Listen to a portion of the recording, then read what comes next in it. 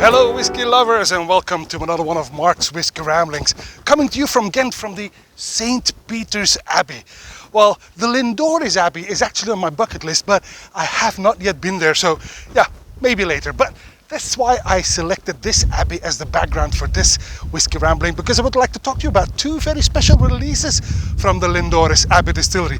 And Lindores, his claim to fame is, of course, the fact that in 1494 the first mention of single malt was in the rolls of the Exchequer, because the friar John Core from the Lindores Abbey, he got commanded by the King James to make aquavite whiskey from 8 balls of malt. So that is why we have this beautiful backdrop for this Lindores whiskey rambling.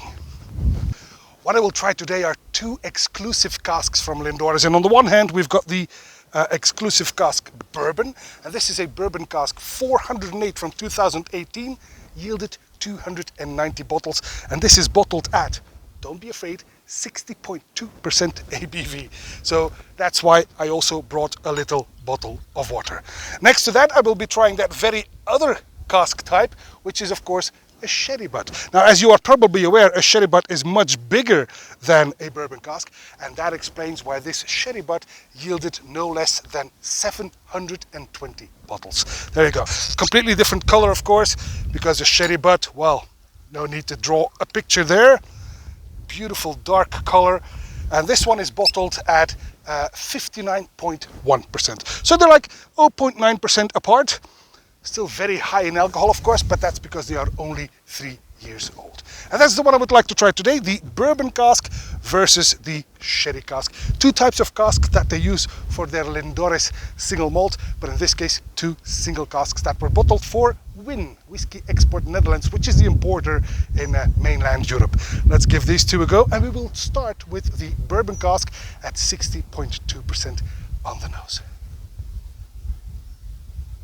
Vanilla, lemongrass, marzipan. I get even some whipped cream in there.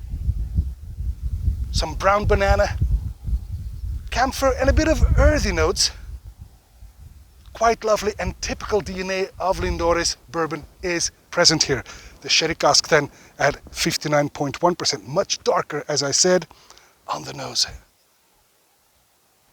Ooh, that must have been an active sherry cask, because I get plums here. Some dates and raisins, candles, a bit sulfur in fact, some roasted chestnuts, herbs de Provence, or maybe that's because I just returned from holiday, I don't know.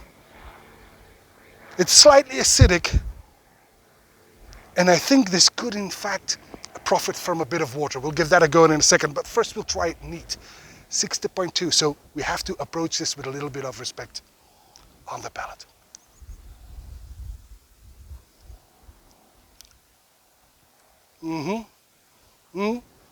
Sweet but spicy.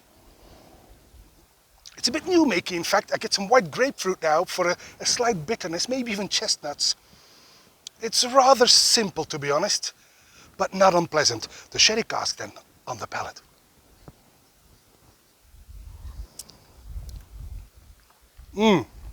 Very powerful, sweet and sour at the same time. I get some origin chocolate, some rum raisins in there. Some broth even. It's not as sweet as I would have expected, to be honest, but let's give these, both of them, just a tad of water, because to be honest, 60.2% ABV and 59.1% ABV, it does dull the taste buds a bit. So let's add a bit of water, not too much, but just a tad of water, and leave it to get back together. There we go. Right, diluted, I believe, to somewhere in the early 50s, the bourbon cask.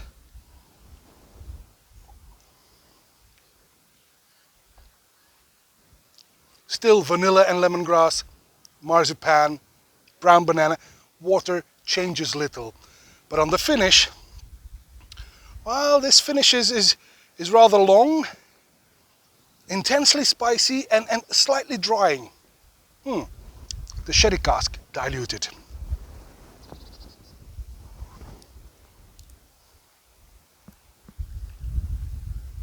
Long, spicy as well, and actually much better with a bit of water.